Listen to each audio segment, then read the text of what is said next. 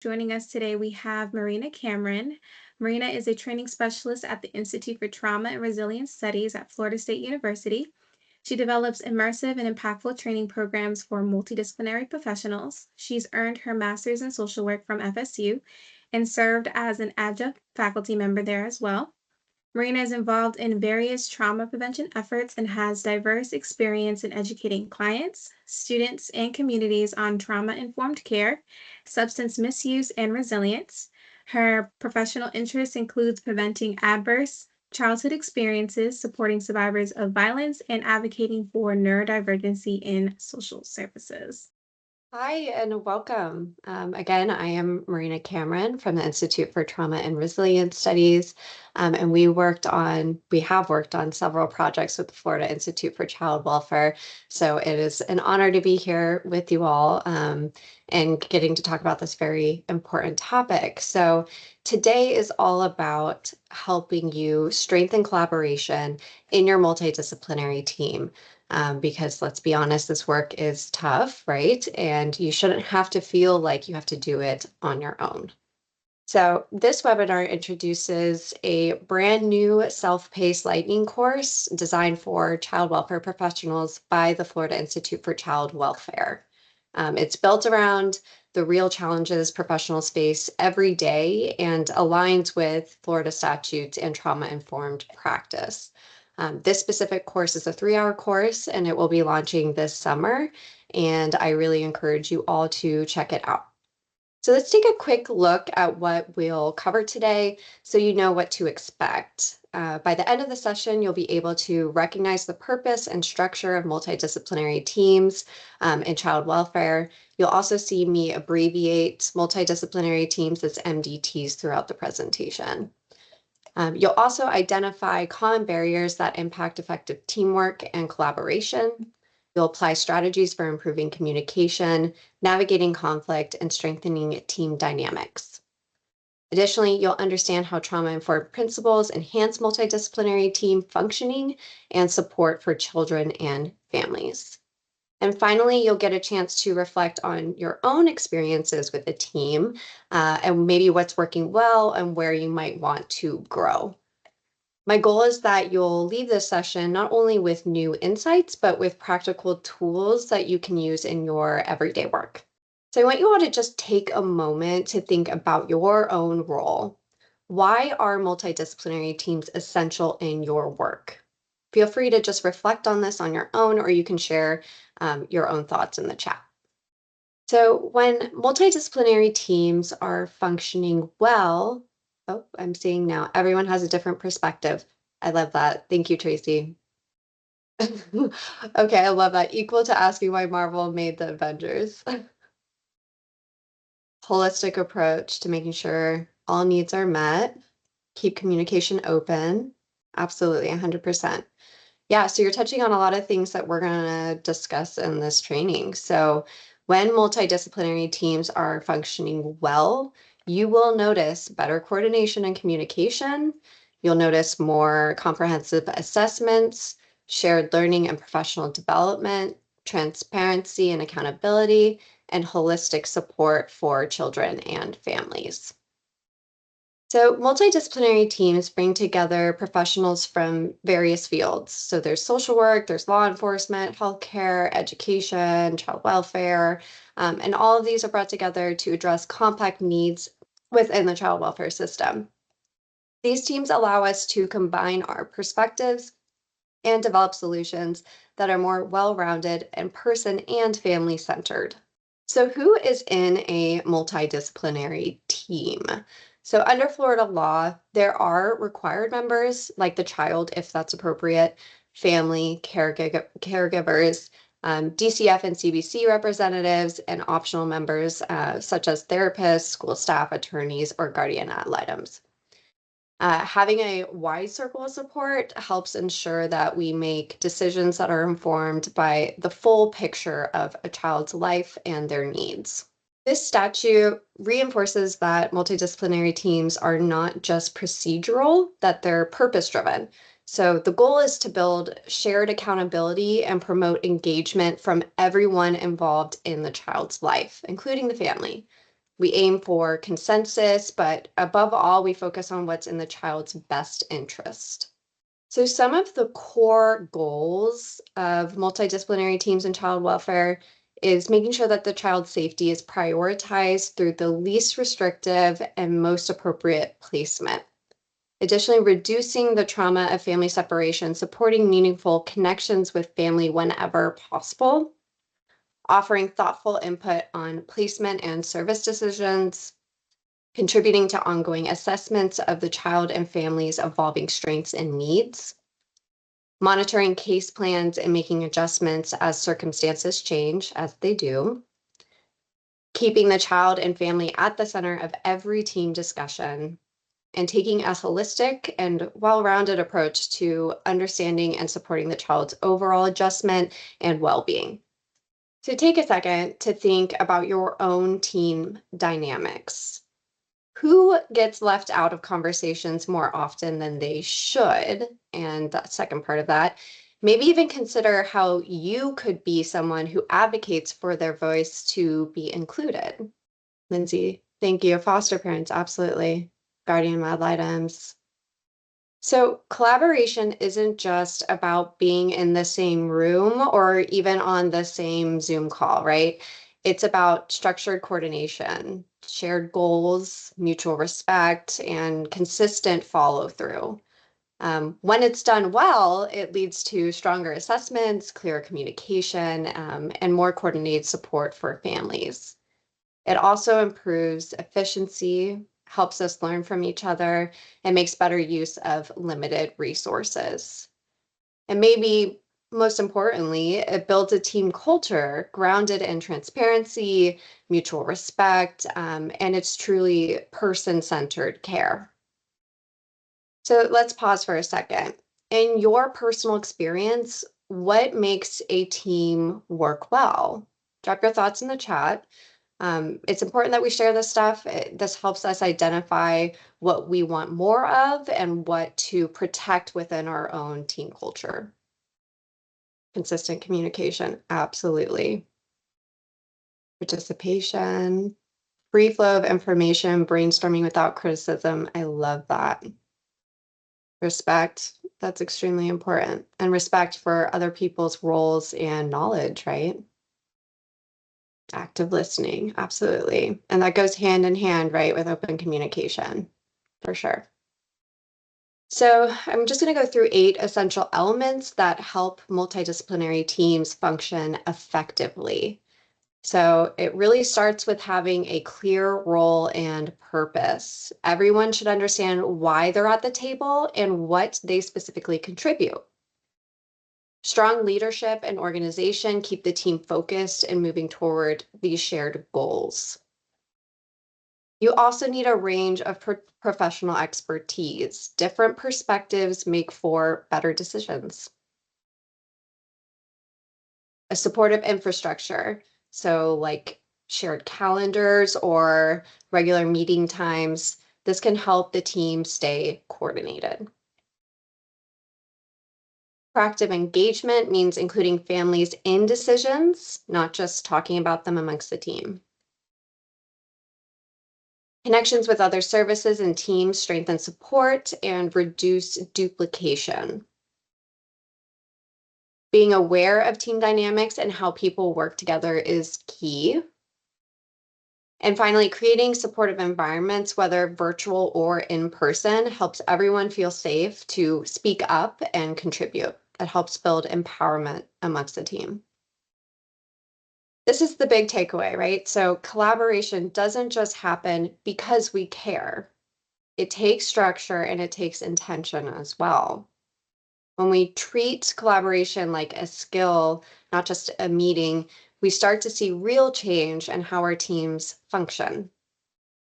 Some of the biggest challenges professionals face are things like poor communication, unclear expectations, conflict between agencies, or changes in leadership. These are real barriers, but they're also things we can prepare for and address when we know exactly what we're looking for. When teams are functioning well, we see better, faster responses to child and family needs. We can draw on different types of expertise, avoid duplication of services, and share responsibility for the outcomes. This improves overall decision-making and helps reduce pressure on individual workers as well. Strong teams also create space for shared leadership and more consistent support for children and families. So this part obviously cannot be skipped. Relationships are at the heart of effective teamwork. So strong interpersonal relationships create trust and help teams move through conflict more easily. Some ways to build this include forming a shared team identity, having informal check-ins, knowing when to ask for help, and holding realistic expectations for each other. Sometimes the simple things, honestly, like just checking in, make the biggest difference on a team. If we want our teams to collaborate well, we need to create conditions that support it. So that includes clear communication channels, a culture of mutual respect, and decision-making processes that include everyone. These are all things that you guys have touched on. So when people feel heard and valued, they're more likely to contribute, and collaboration becomes way more natural. Every person on the team comes with their own training, values, and perspectives. And that diversity is a strength, but it can also lead to misunderstandings if we're not intentional. So, to work through this, we need to practice open, respectful communication, connect with each other's professional cultures, and keep learning about the roles and contexts our teammates work within. Good communication isn't just about talking, it's also about listening. Strong teams rely on active listening, asking clarifying questions, and speaking clearly. It's also about self-awareness, so knowing your own style, and also being open to feedback and keeping the group's goals in focus over your own. When people feel safe to communicate honestly, teams can really feel like they can thrive and grow together. So let's talk about some of the things that can really disrupt communication on a team. Sometimes it can be external, like when a hospital or school doesn't loop the team in, or when coordination between systems really breaks down. Other times it can be internal. So maybe someone doesn't follow through, leadership is a little unclear, or there's a lot of overlap or confusion about who is doing what. You might also see personality clashes or professionals coming in with very different communication styles or expectations. These things may not always look like common communication issues on the surface, but they affect how well your team understands each other and works together. So, naming these and identifying these really is the first step toward improving them. Conflict is inevitable, but that doesn't mean it has to be destructive. So think about a time when you've seen conflict handled well on a team. What made it work? Was it maybe clear expectations, respectful dialogue, or someone stepping up to facilitate? I don't know. Let me know your thoughts. Someone needs to be the facilitator. Yeah, strong leader, team bonding for sure. I'm curious what team bonding looks like for you, if you don't mind sharing. Open communication with all members. Yes. Compromise. That's huge. Okay, I like that. So you want it to feel a little stress free, right? This topic and the work that you guys already do is so tough already, right? So here are a few approaches that really help in conflict resolution. So set clear guidelines early on for how your team will handle conflict. That way there's never really a question when something comes up. Create a team environment that values respect and professionalism. Use coaching to resolve tension or delegate leadership when needed. Focus on collaboration, not competition. and emphasize past team successes to rebuild that sense of unity or cohesion on the team. The goal really is not to avoid conflict, but to address it in a way that keeps the team moving forward. A lot of that has to do with proactive steps to avoiding conflict arising in the first place. When conflict or challenges come up, and of course they will, it helps to have somewhat of a game plan. So some strategies that can really shift the dynamic includes creating a supportive work environment where people feel respected and heard, using clear, consistent communication to unite the team, having strong and engaged leadership that guides without micromanaging, offering team building and professional development opportunities, promoting well-being and balance, because when people are burned out, collaboration often suffers, celebrating small wins to boost motivation and also to enhance pride in the work, and fostering real connection and trust among team members. Strong teams are grounded in a shared purpose. When everyone is clear on the why, it's easier to stay aligned, especially during tough decisions. You can build a shared vision by focusing on clear and consistent communication, mutual respect, collaborative goal setting, that's important, realistic expectations, and a culture where people can ask for help without feeling shame. Setting goals as a team is more than an administrative task. It's a way to really create unity and direction. In child welfare, our shared goals should always center the child's safety, stability, and well-being. But we also want to set goals that support the adults involved as well, caregivers or schools or community partners. So strong goals can help you strengthen ties with community services, smooth transitions between systems, partner more effectively with schools, and build the child's natural support network. Trauma-informed care doesn't stop at the client interaction. It applies to team collaboration too. So using trauma-informed approaches in the multidisciplinary team means that we respect autonomy and provide choices whenever possible. It also promotes healing, so not just avoiding harm. It ensures fairness in how we support and how the support is offered. Additionally, to stay aware of any systemic barriers that families might face. In practice, this might look like holding meetings in safe, calm environments, allowing breaks when needed, or limiting the number of interviews a child undergoes. Some things to avoid is graphic details of abuse, loud or triggering environments, intrusive questions or commands like "you have to."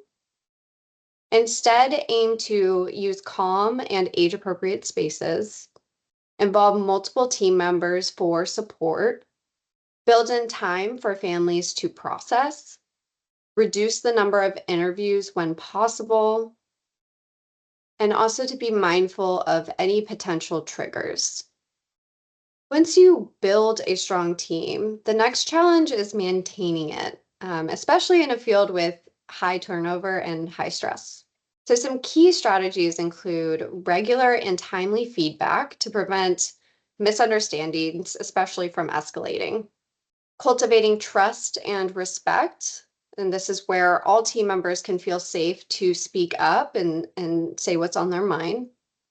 Holding consistent meetings to stay aligned. Offering virtual options so everyone can participate regardless of the setting. Dividing work evenly to avoid burnout. Defining clear roles to eliminate confusion. And respecting different perspectives and fostering social connection. Let's talk a little bit about where conflict tends to show up. Sometimes it's about logistics, like a large team is struggling to coordinate virtually.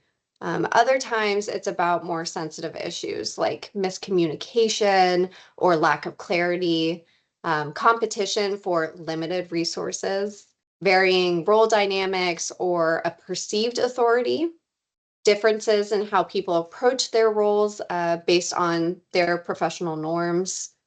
These things don't always lead to open conflict, but they can often create tension under the surface. And, if we're not careful, that tension can build and hurt the team dynamic overall. So, when conflict isn't addressed, the ripple effects can be serious. It can lead to low morale and trust, burnout, missed deadlines, poor communication, lower service quality, more mistakes, and strained relationships, which also means weakened leadership. Pondi's model helps us understand how conflict unfolds in stages. There's latent conflict, so there's tension, but it hasn't really surfaced yet. People may be competing for resources or feeling a little unseen. There's perceived conflict. So a difference is noticed, maybe a misunderstanding or a clash in perspective. Felt conflict. So now the tension's very emotional. People feel frustrated, disconnected, or hurt. Manifest conflict. This is where it shows up in behavior. So arguments, maybe you're noticing avoidance, maybe even passive aggressive communication. Conflict aftermath. So depending on how the conflict was handled, this stage can either bring resolution or it can deepen the divide amongst the team members. So everyone responds to conflict differently. This model breaks it down into 5 different styles. First is competing. So very high assertiveness and low cooperation. Someone really just wants to win. Collaborating, which is high assertiveness, and cooperation, which kind of means problem solving together. Avoiding, very low assertiveness and cooperation, and kind of just hoping that the conflict goes away. Accommodating, so very high cooperation and low assertiveness, kind of putting other people's needs first. Lastly, there's compromising. So both sides give a little to meet in the middle. There's not necessarily a right style. What matters is being aware of your own tendencies and learning to adjust based on the situation and the needs of the team as a whole. When emotions run high, these tools can really help keep the conversation grounded. So meta dialogue, take a step back and talk about the conflict process, not the person. So an example could be saying, let's revisit how we handle late arrivals instead of just calling someone out directly. Active listening. So show you're engaged by reflecting back what the other person is saying. I messages, using things like I feel because and what I need is. This helps avoiding blaming or finger pointing someone else. Paraphrasing, so restate the speaker's message to check your understanding. So maybe you're a little unsure on what they meant. If you say it back to them and say how you interpreted it, then they can help you understand it better. And goal orientation. So keep the conversation focused on the shared outcomes, not any of the personal wins. These strategies can really help build safety and keep communication productive in a team setting. Okay, so we're going to walk through this very brief case scenario together. I'll read it, and then afterwards, I have a few questions for you all. So during a multidisciplinary team meeting, the guardian ad litem and the case manager strongly disagree about whether a child should return home or remain in relative care. The case manager feels reunification is safe with supports in place, while the guardian ad litem believes the risk is still way too high. This disagreement becomes tense, and other team members hesitate to speak up. This is a situation that might feel a little familiar to some of you. So tensions are very high. There's a real disagreement, and suddenly the rest of the team starts to pull back. Let's go over these 3 questions. We'll go one by one. And if you want to share in the chat, you're more than welcome. So, what's the main conflict in this scenario? Go ahead and share your thoughts in the chat. Safety of child, difference in opinions, best interest. Yeah, disagreement between 2 professionals, absolutely. So it's a pretty common situation, right? 2 professionals who care about the child, but have very different ideas of what is safest. And obviously, it's starting to impact the entire team as a whole. You can probably imagine the tension in that meeting, right? When things get a little heated and then suddenly, like, everyone's really quiet, and they kind of shut down. So number 2, what might have prevented it? Go ahead and share your thoughts in the chat. Maybe more communication between the team members, sharing info prior to the team. Okay. A strong facilitator, absolutely. Clear expectations about the purpose of the staffing, who decides the placement. Everyone will get a turn to share their input. Absolutely. Honestly, a few things could have helped, right? For one, setting expectations ahead of time for how we handle disagreements, like having a team agreement or a reminder of shared goals at the start of every meeting. Even something as simple as pausing before diving into a tough conversation to say, let's really remind ourselves what we want for this child. That can help shift the tone a little bit. Might also help to have someone facilitating who can keep the conversation productive and make sure that everyone has designated space to speak in the meeting. All right, lastly, how might you approach resolving this if you were in the room? Feel free to share, or you can just reflect on it. Say, we all want the child to be safe. Let identity list the risk and protective factors so that the input can be shared with the judge. Yeah, perfect. Thank you. I like that, listing out the protective factors.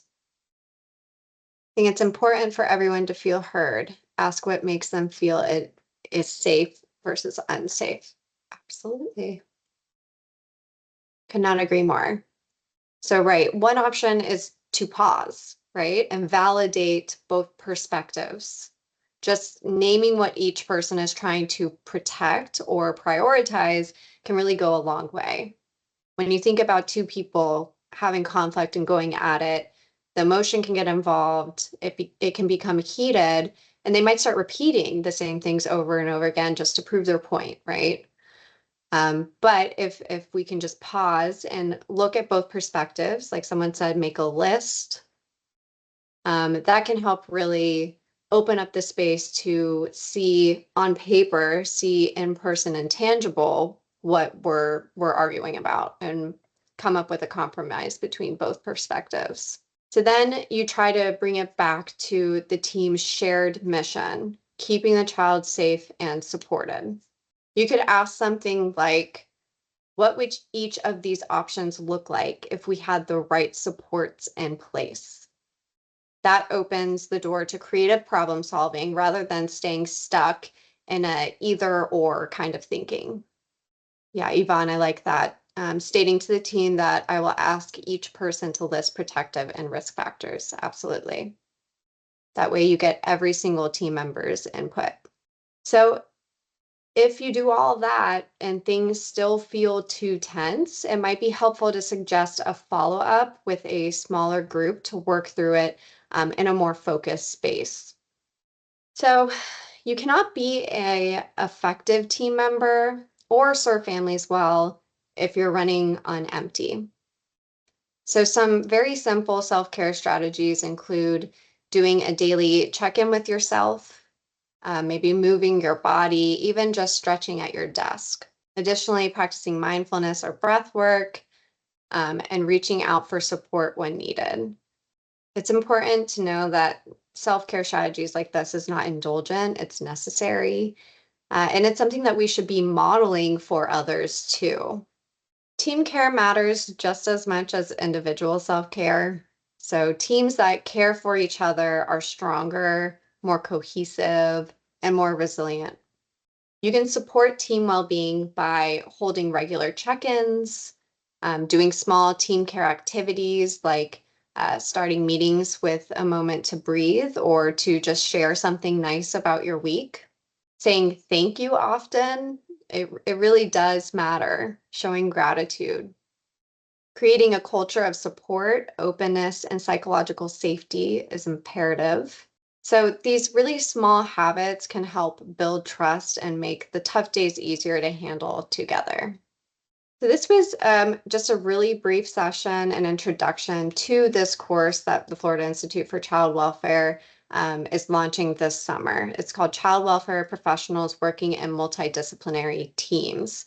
If today's session felt helpful or just gave you something to think about, I really encourage you to check out the full course when it launches this summer. We'll definitely be sharing more information through email, especially to those of you who were here on the call. So keep an eye out for it, and we'd really love for you guys to join us. Just as a reminder, it's a 3-hour fully virtual course that's self-paced and made for you guys. So I just want to thank you all for showing up today and for the work that you do every single day. This work is not easy, but it's obviously incredibly important, and you are making a difference in the lives of children and families. And I hope today gave you even just one thing that helps you feel more supported and more effective in your role. If you have any questions or want to connect further, feel free to just reach out to me. Thank you guys.